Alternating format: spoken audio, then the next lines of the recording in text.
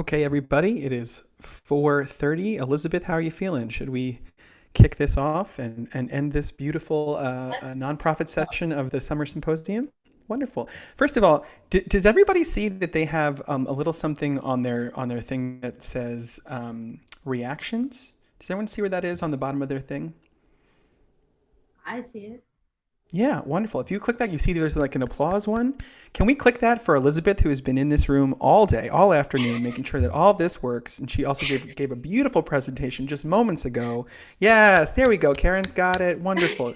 We're giving you, I can't find mine because I'm presenting my screen, of course, but I'm giving you an actual hand right here. Well done, Elizabeth. Thank you so much for shepherding us through today. And we will get started on planning for a hybrid future, which is our final presentation of the day. If you have questions, of course, you can put them in the chat. I believe Jake is on, and maybe Elizabeth too, for questions if you have them. I am once again Chris Newcomer, the blushing flower sales representative who is very shy, obviously, and here to talk to you today about hybrid events. I am a GiveSignup sales rep. So let's go over our agenda for the day. So first we're going to talk about why hybrid is the way forward. And then we're going to talk about hybrid uses for ticket events. We'll talk about hybrid uses for your run, walk, or ride. We'll talk about what a hybrid calendar looks like, putting it all together. And of course, we'll end with a thank you and some questions, a little dance party perhaps, since we've made it to the end of the day and you've all stuck with us. I got my dancing shoes, so I'm ready. So yeah, why hybrid? Well, we believe it's the future, truly. So hybrid event, the definition is a hybrid event is any run, walk, ride, or fundraising event that incorporates both in-person and virtual elements. So hybrid event examples, we've got an in-person 5K with an option to complete the distance virtually instead, a gala with in-person attendees and local participants who pick up their meal and dine at home while watching a recorded version of the night's entertainment. Also a conference with in-person attendees and a stream at home option. So why hybrid? Well, hybrid started as a bridge back to normal, certainly, but longer term, it provides a space for traditional participants, which prioritizes the experience, which is often true for folks who are millennials and Gen Z. They're more likely to want to spend money on an experience they're going to have rather than purchasing something or like that. And as I'm a geriatric millennial, but I can agree to that. I would spend more money on an experience. It also serves current virtual participants, people who are maybe health compromised or cautious to return in person, people who prefer the convenience of virtual to the excitement of in person. I would say this: I don't know about you all with your different nonprofit experiences, but plenty of I've talked to many nonprofits who have found that they were reaching people who even before the pandemic were not really keen on coming to a live event, and so you are broadening your reach by including that virtual element. And there's also the expansion of participants, which includes friends and family from out of town who want to join, dedicated previous participants who have moved, local supporters with inflexible work and family schedules. You can't miss that swim meet, but you also want to do the 5K. A virtual element is the answer. And one way to do that is you encourage an earlier commitment. So you build customer confidence, because all these 2020 cancellations really equals gun-shy participants. But virtual options ensure some value to your supporters in the event of a cancellation. Also gives flexible participant options, so you can explain any policies around event transfers, refunds, etc. That really is one of the key elements through the whole pandemic, that's been a big point we've been trying to hammer home, is that communication is key. So first you come up with the plan of what your hybrid event is going to look like, and then you are very clear about, now that we've been through many eventualities, very clear about what happens if those things do take place. And this rebuilds consumer confidence in your events with flexible participant management options. And it's good to be realistic. You don't want to pretend like things like these don't happen, because we've now seen that they can. But also, the important thing is, like, we all need to raise more now. Obviously, we've missed a year and a half of fundraising. And while many people have been very generous, we've missed out on a lot of live events. So nonprofits can't afford to wait until the pandemic ends. Many traditional fundraisers continue to be canceled. And I think a lot of participants are more willing to participate virtually if it's to support a cause they believe in. Allison was talking about an event earlier. I can't remember which one exactly, but I think that their numbers were that 25% of the people participating were in person and then 75% were virtual. So I think virtual is still alive and well.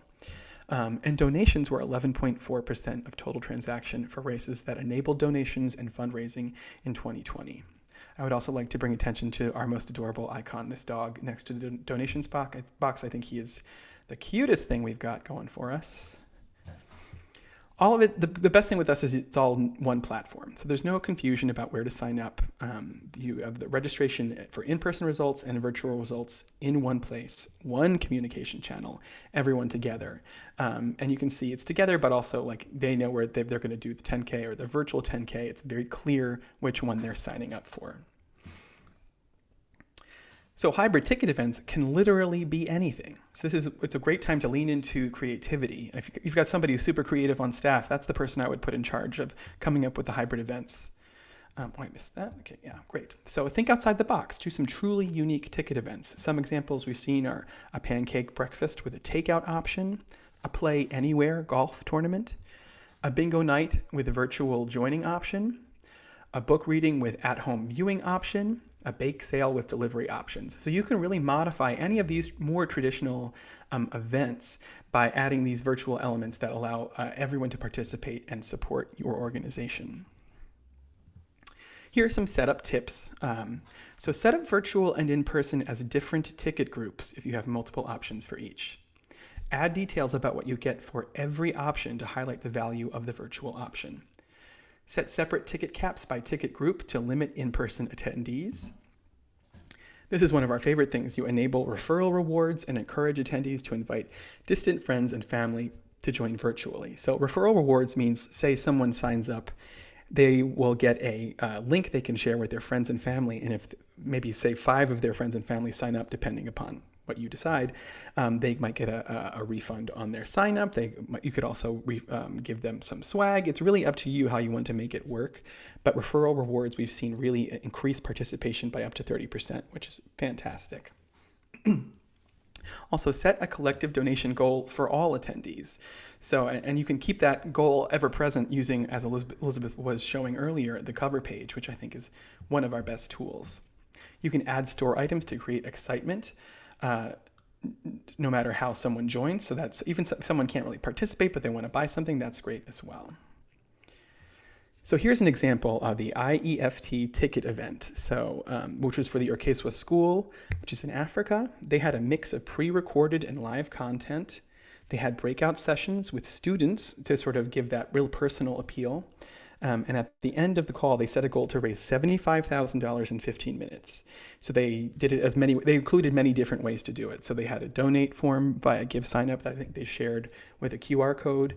They also had Venmo and pledges, and they raised almost $150,000, which is pretty fantastic. One of our most successful series of events is the Taste the Towns events 1, 2, and 3. It's a hybrid experience. So while the eating takes place remotely, part of the experience is the pickup. Even in cars, people enjoyed the sense of community and camaraderie, seeing the folks who've prepared their food for the evening that they'll eat. So round 1 of the event was a roaring success. They raised almost $10,000 for their nonprofit partner, including a share of ticket sales. Almost $6,000 from donations, nearly triple their goal of $2,000, and 61% of transactions included a donation. Round 2 has already reached a $5,000 donation goal, their $5,000 donation goal, which is great. Now, hybrid run, walk, rides. What a great way to be inclusive, to include a virtual option. It's pretty straightforward, but there are options for your hybrid run, walk, and ride. And the examples include a traditional hybrid run, walk, ride, which is an in-person 5K on a specific date at a specific location, and a virtual 5K over the course of a week or so or more anywhere, where people can choose their option which works best for them. Then you also can do a hybrid within an event, which is a single 5K with a set location, but an extended time range, i.e. run anytime over the weekend at this specific place. And you can choose your time and distance.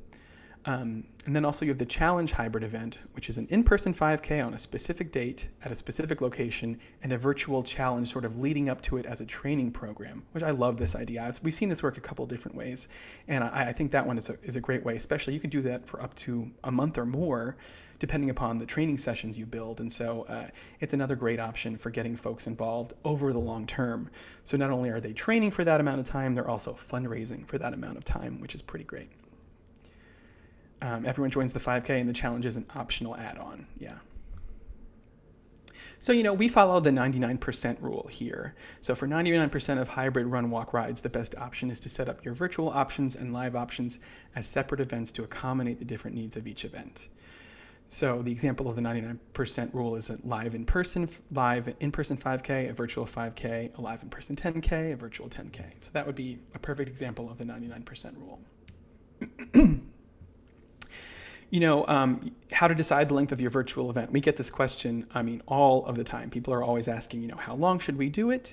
And when your hybrid event is not time specific, you can allow a longer timeline for maximum flexibility. But as you can see from this graph over here, it's falling between around the two week range is about 8 days to 14 days is about the most, as well as we also see some from a month to 90 days. But really, it's one of those things where it's what works best for your constituency. If you think your folks have the attention span for a summer-long challenge, do it. And you can adjust as needed if it doesn't work the way you wanted it to in the following year. So here are some settings to separate. Virtual and in-person events can have different requirements. Event dates, locations, directions, event-specific confirmation emails, registration follow-up emails, corrals, which you won't need for a virtual event, swag shipping, which you will need if you're doing it virtually, results sets, and digital bibs and finisher certificates. And here are some settings you can keep together. So there are a few places you can combine settings to create a cohesive event and ensure that virtual and in-person participants feel like part of the event. So photos, absolutely a must. And social teams and incentives, referral and swag rewards, fundraising, social media. You see the theme here is that all of these things are about building community. And so that's where you can keep all of those settings together so that you keep your community together as they support you, whether they are participating in person or virtually. Here's a great hybrid run, walk, ride example. The Howard County Autism Society, they've been doing a great job. So they had an in-person and virtual walk and run, and participants could switch between the in-person and virtual option up until the day before the event. Everybody automatically got a fundraising page, and the virtual course video was posted on the website, which really adds in that element of the environment, even if you can't be in there. And over half the participants were in person. In 2021, they will hold a larger in-person event and retain the virtual option. And look, they raised over $100,000, which is really exciting. Then you have the Golden Nugget Triathlon, which is a hybrid within a hybrid. So they had their live in-person event, a virtual event, and they had a hybrid with some in-person, a run, swim optionally, and some virtual, and people could bike or swim optionally. But it was something for everyone, and currently they have 1,200 plus people registered, and it's a relatively even registration between the three options. They're halfway to their donation goal with almost $6,000 raised of the $10,000 for Clare House, and they're doing it right. It looks great. And here's an example of a free hybrid event, the Walk to End Epilepsy. So there's no charge for registration, so 100% of the focus is on fundraising. Everyone is a fundraiser, and fundraisers are renamed as participants, and people earn their shirt. So there's no fundraiser minimum, but there is an incentive. So if folks raise the $100, they get that free shirt. And now we're going to take a look at the hybrid calendar, because it's a total mindset building this hybrid calendar. Now, hybrid is more about just one single event. Your entire fundraising calendar should be hybrid and include both in-person and virtual options for any event when both are feasible. And you can offer virtual-only fundraisers to expand your reach beyond your geographic area. And you can also include online-only donation and fundraising campaigns. So here's the event calendar. Now, I will tell you, when I went over this in my sort of rehearsal of this earlier, I did read it left to right, and I will point out to you as you read it that it's actually January, February, March, April. So it's not You're going down before you go up. So just to help you out, because I needed that help earlier.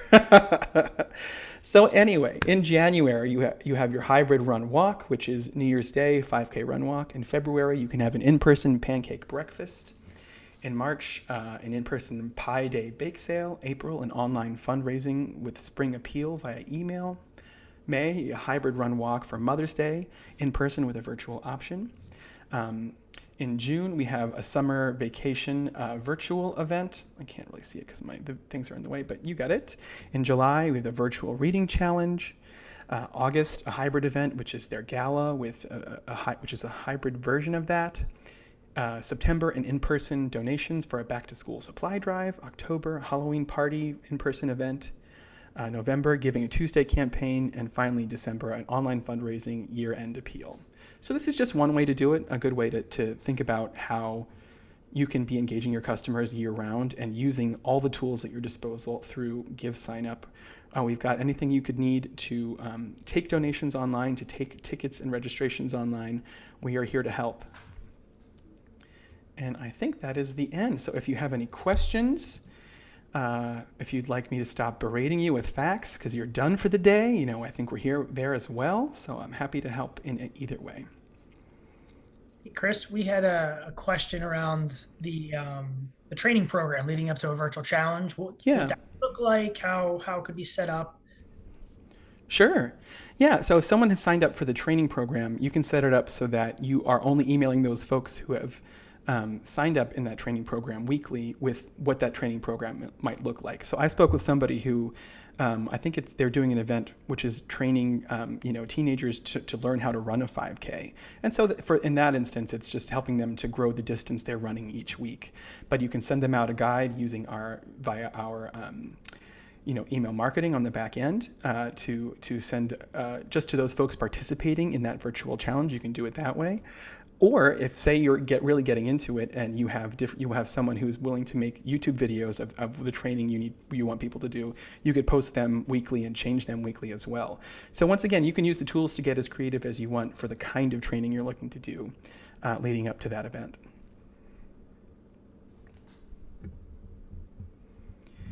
Any other questions? Yes, I am a Taurus. I know you were wondering. But my sun is a Cancer rising, so there's that going on as well.